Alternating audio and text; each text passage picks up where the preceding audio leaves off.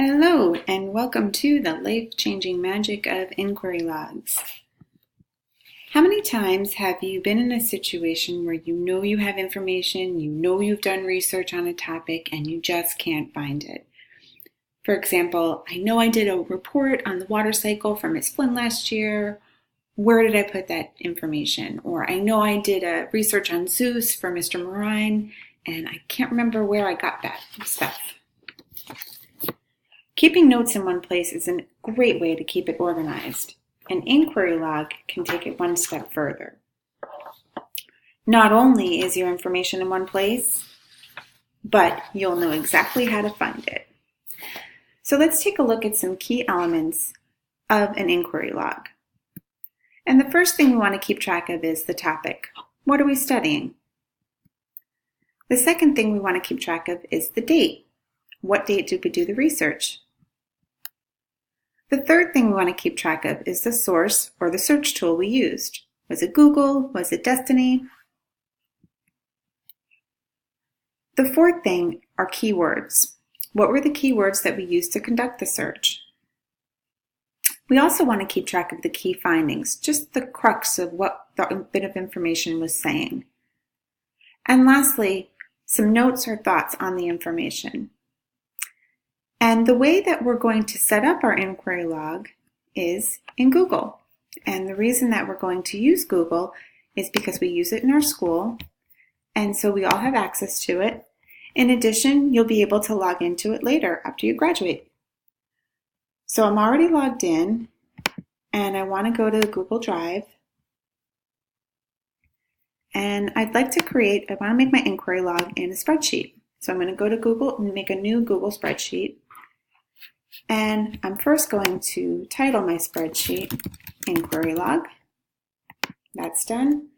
And then across the top, I'm going to put those key bit of information topics that I identified earlier. And the first thing was the inquiry topic. The second thing was the date.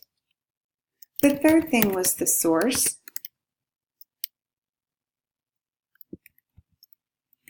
The next was keywords. The next was key points.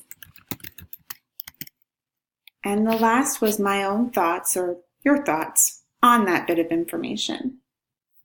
Okay, so I have all those on top. I can label the spreadsheet, and you can change these later. And I'm going to just bold them on the top and maybe put them in yellow. Okay, so now we have our inquiry log set up. So let's just real quick, we've been working on plastic, right? And we just reviewed an article from the New York Times. So let's kind of pop that in here as our little sample. So the inquiry topic we had was plastic. Today's date is October 2nd. And the source was the New York Times, but we have the URL, so let's grab that URL. And pop that in here. And the keywords we used were plastic, ocean. The key point of the article was bits of plastic disintegrating into the water supply. And our thoughts, I think, in general were, oh no, what can we do? And there are all the elements of the inquiry log.